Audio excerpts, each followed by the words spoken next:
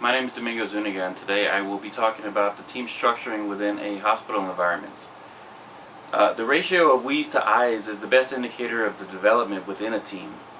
Um, Within a team structure, you're going to have certain characteristics and certain obligations. You'll have your leadership, of course. Of course, you'll have your subordinates as well. But you never want to make it feel like it is a leadership-driven thing. It's a team effort, so you're going to have team members, and you're going to have everyone needs to be on the same page when dealing with something like this. Within the actual team structure itself, you're going to have your leadership. You're going to have situational monitoring within that team. You're going to have mutual support within the team. That means each team member needs to be able to support one another. If someone comes up short or needs help on something, someone else needs to be there to help them as well. And of course, the most important part of the team is team communication. There's nothing more important than having communication within your team members, making sure that each person knows what their job is and making sure they can do it to the best of their ability. There is what we call a multi-system team structure when dealing in a hospital, because we do have so many departments that we deal with. You have, of course, first and foremost, you have your patient. Then you have your core team. That's your team that deals with the patient most of the time. Whether the patient would be in the ICU or whether they're on the floor somewhere, you're going to have a team of nurses or doctors or whatever it is that's going to be dealing with that patient most of the time. Within that, then you're also going to have what we have called our coordinating teams and our ancillary support services. In a hospital, those would be things like our x-ray department, pharmacy, laboratory, things that might be needed by the actual team members themselves. And then, of course, last but not least is administration. Now, why do we need teamwork? Why does a hospital environment need teamwork? Well, one of the most important things that it does is it does reduce the clinical errors within the hospital. We do improve the patient outcomes, the way the patient thinks about the hospital and their visitation. It does increase some patient satisfaction as well. You know, when you do have good team communication, the patient feels that they have been taken care of to the best of their ability. It does increase the staff satisfaction as well. If a staff member feels that they're being supported and they have other people that can help them out, they don't feel as overwhelmed when doing their job. And it does reduce in malpractice claims as well, which is, of course, you know, that deals with money, which is an important part of the whole hospital environment as it is. Now, what would you find in someone who's a high performance type of team? Well, within that team, the team would perform well if they hold the same mental models, meaning, you know, they all have the same goals, they have the same ideas on how those goals should be addressed and how they should be obtained. They all have clear roles and responsibilities within the team. As I mentioned earlier, you do have your leadership. There's always going to be somebody that's in charge of the team, and then every other team member within that is going to have their own role on what they do. You do want to have a clear and valued and shared vision of what the actual goal is for the team as well. You want to optimize all your resources. That it has to deal with the ancillary services as well.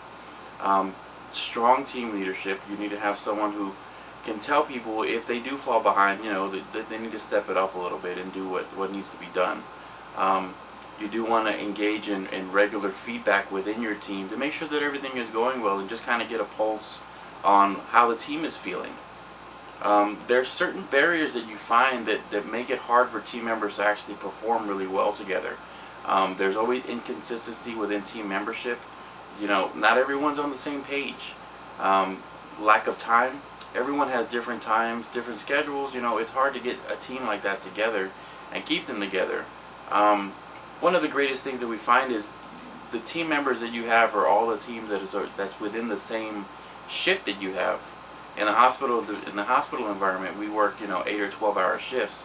So the people that work within your shifts are usually the people that are going to be on your team and with you.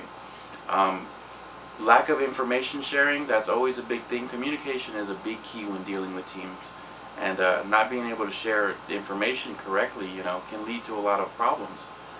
Your hierarchy, you want to make sure that the person is in charge is someone who can take care of the job, and that everyone below that person, you know, has their role and feels that they can do their job. There's always conflict among team members, no matter what you do. You know, you could be the best team in the world. You're going to have conflict amongst you, how that person feels that this patient should be taken care of. With that, you deal also with lack of coordination and follow-up. There's also distractions, fatigue. If a team member is doing too much work, they can sometimes get overwhelmed or tired and then feel like they don't need to be doing their job.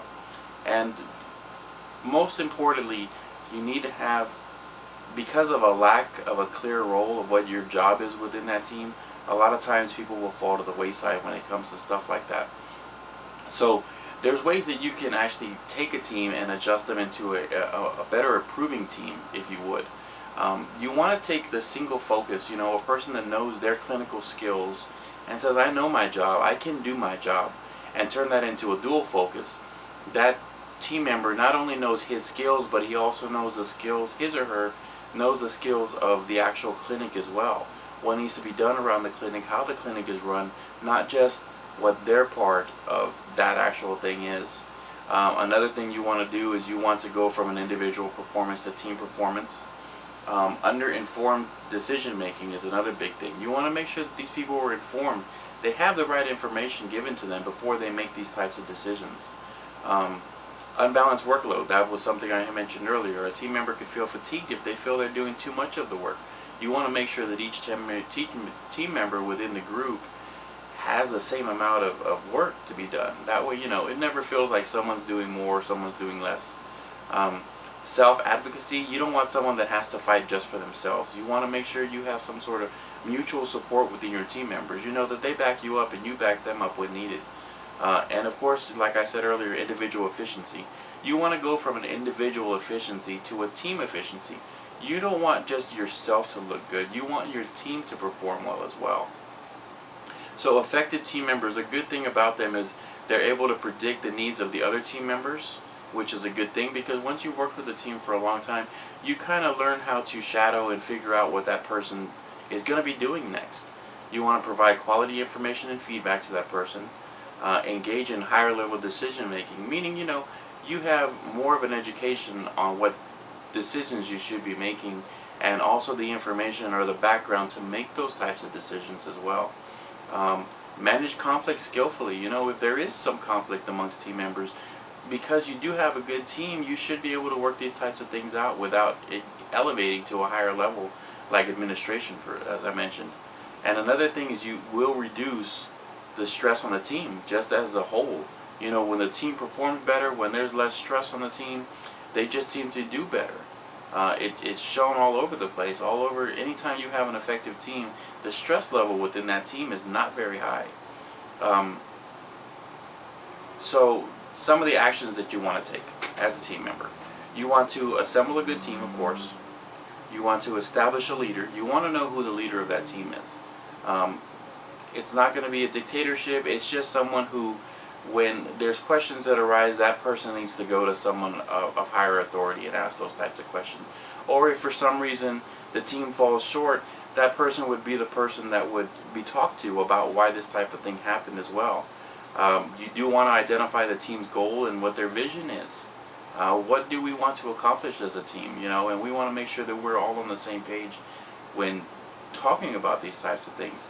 You want to, once you have your leadership, you want to assign roles and responsibilities to each of the team members, and you want to make sure that those roles and responsibilities are given equally amongst those team members. You want to make sure each team member has the same amount of work to be done. Give or take a few odds and ends here, but for the most part, you don't want someone pulling all the weight in your team. And most importantly, you want to always provide feedback. You want to know how the team is feeling, and you want to know what the best thing that you can do is. When I was going through this research and dealing with this team stuff, one of the quotes that stuck out to me was something that was said by Vince Lombardi himself, who, I don't know if most people are football fans or not, but he led the Green Bay Packers to quite a few championships in the football times. And he stated that individual commitment to a group effort, that is what makes a team work, a company work, a society work, a civilization work. Thank you.